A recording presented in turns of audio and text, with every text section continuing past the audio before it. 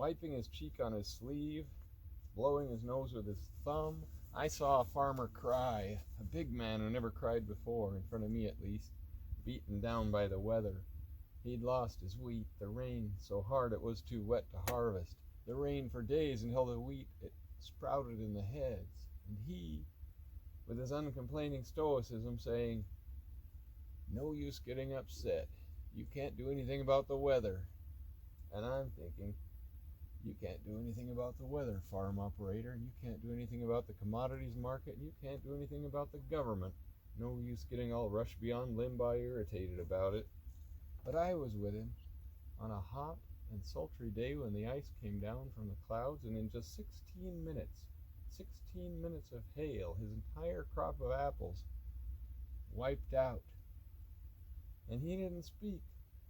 His mouth hung open, his eyes got wider, and 16 minutes of hail, and then he cried. A man with shoulders big enough to carry 700 acres of wheat and apples all broke up over a little frozen water.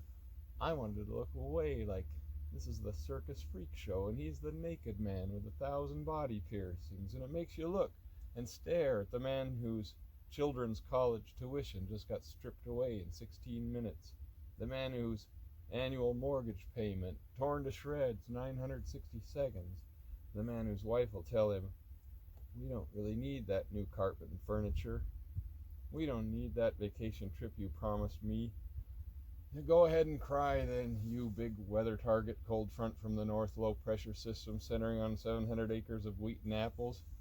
Congratulations," all the neighbors saying, "Nice weather we're having, hot enough for you," and you, right in the middle, get left out.